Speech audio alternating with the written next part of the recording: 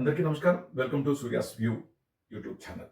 మరొక interesting, true, inspiring స్టోరీతో మీ ముందుకి రావడం జరిగింది. దయచేసి చివరి వరకు చూడండి. True inspiration story of Telugu state.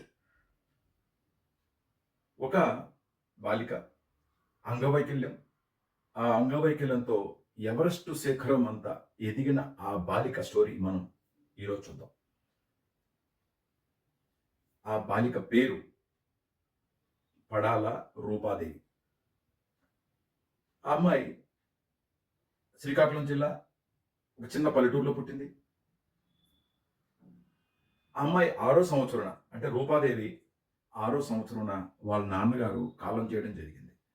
అయితే రూపాదేవికి ఒక అక్క ఉంది. వాళ్ళ అమ్మగారు ఇద్దరు ఆడపిల్లల్ని సాకలేక రూపాదేవిని వాళ్ళ తాతగారి దగ్గరికి పంపించడం జరిగింది ఆలనా పాలనకి. అయితే రూపాదేవి వాళ్ళ తాతగారి దగ్గర ఉండి చదువులో నెంబర్ 1గా చదువుతూ 10th క్లాస్, ఇంటర్మీడియట్ ఫస్ట్ క్లాస్లో పాస్ అయింది. మంచి మెరిట్ స్టూడెంట్, క్విక్ గ్రాస్పింగ్ ఉన్న పిల్ల. డిగ్రీలో జాయిన్ అయింది. డిగ్రీ ఫస్ట్ ఇయర్ అయిన తర్వాత ఫస్ట్ ఇయర్కి సెకండ్ ఇయర్కి మధ్యలో సమ్మర్ హాలిడేస్ ఉంటే ఆ సమ్మర్ హాలిడేస్లో విజయవాడ ఒక ఫ్రెండ్ ఇంటికి వెళ్ళింది పడాల రూపాదేవి. అక్కడ తన జీవితం టర్న్ తీసుకుంది. అందరిలాగా చలాకీగా ఉండే పిల్ల, చక్కగా ఆడుతూ పాడుతూ వెళ్ళే పిల్ల ఆ రోజు సడన్గా 2nd ఫ్లోర్ నుంచి కిందకి పడిపోవడం జరిగింది. ఆ పడిపోవడం కింద స్టెప్స్ మీద పడడం వల్ల స్పైనల్ కార్డ్ డిజార్డర్ అయిపోయింది.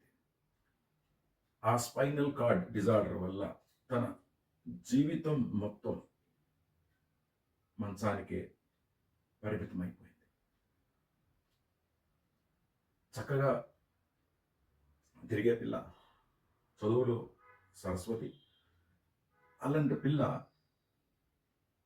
మంచాన పడడం చాలా బాధాకరం. చుట్టుపక్కల వాళ్ళు వస్తున్నారు, చూస్తున్నారు. నీ బతుకు ఇలాగ అయిపోయిందా అని అమ్మాయిని అంటున్నారు, వెళ్ళిపోతున్నారు. అందరూ డీమోటివేట్ చేస్తున్నారు. అయితే రూపాదేవి చాలా గట్టి మనస్తత్వం, దృఢ సంకల్పం చాలా ఎక్కువ. రూపాదేవి తన పనులు తను చేసుకోవాలి అని ఒక దృఢ సంకల్పం తీసుకుంది. దానికి ఎక్కడ ట్రైనింగ్ దొరుకుతుందని చూసుకుంది. చెన్నైలో ఒక 3 months తన పనులు తను చేసుకునేట్టుగా ఒక ట్రైనింగ్ తీసుకుంది. ట్రైనింగ్ తీసుకుని వీల్ చైర్లో తన పనులని తను చేసుకునేట్టుగా ట్రైనింగ్ తీసుకుంది. ట్రైనింగ్ అయ్యింది. తన లైఫ్ని స్టార్ట్ చేసింది. డిగ్రీ ఫస్ట్ ఇయర్ అయిపోయింది, సెకండ్ ఇయర్లో ఉంది. సో తను స్టడీస్ కంటిన్యూ చేయాలని ఒక నిర్ణయానికి వచ్చింది. వీల్ చైర్లోనే నేను కాలేజీకి వెళ్ళి చదువుకుంటాను అని ఒక దృఢ సంకల్పంతో ఉంది. బెంగళూరు వెళ్ళింది. బెంగళూరులో 2nd ఇయర్ చదువుతుంది, 3rd ఇయర్. అయితే తను కాలేజ్ నుంచి హౌస్కి వెళ్ళే మధ్యలో అక్కడ పారా బ్యాడ్మింటన్ ఒక పోటీలు జరుగుతున్నాయి. తనకి అంతవరకు పారా బ్యాడ్మింటన్ అంటే ఏంటో తెలియదు.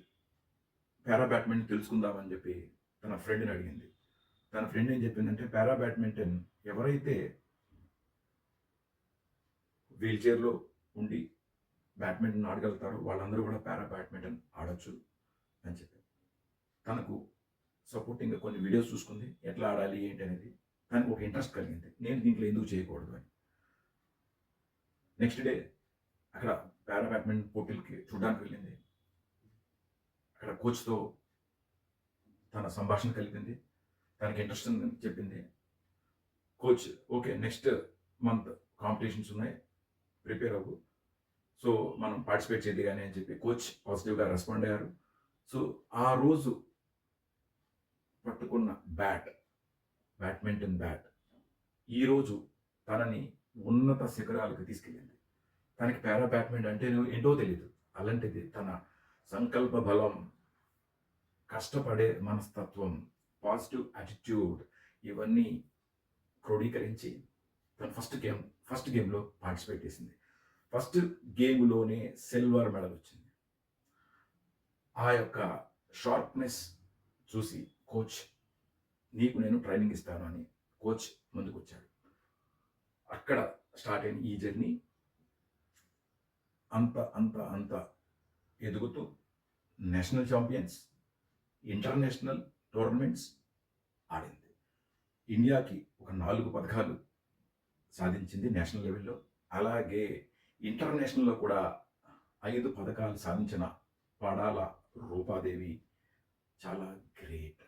ఈ రోజులో ఇంటర్లో 10థ్లో మార్కులు తక్కువ వచ్చాయి అని సూసైడ్ చేసుకునే మనస్తత్వం ఉన్న చిన్నపిల్లలకి వాళ్ళేదా అన్నారు వీళ్ళేదని అన్నారని చెప్పి మనస్తాపం పడి సూసైడ్ చేసుకునే మనుషులను ఈ రోజుల్లో పడాల రూపాదేవి లాంటి వాళ్ళు ఎందరికో ఆదర్శనీయం. తను సడన్గా నడుస్తూ నడుస్తూ ఒక వికలాంగురాలు అయిపోయి కూడా నేను బౌన్స్ బ్యాక్ అవుతాను అని చెప్పి అందరికీ ఆదర్శంగా నిలిచి ఈరోజు పారా బ్యాడ్మింటన్ ఇండియాకి రిప్రజెంట్ చేస్తున్న పడాల రూపాదేవికి హ్యాట్స్ ఆఫ్. దయచేసి ఈ ఇన్స్పైరింగ్ స్టోరీని మీరు అందరికీ షేర్ చేయండి. మీ కామెంట్స్ నాకు తెలియజేయండి. Thank you so much.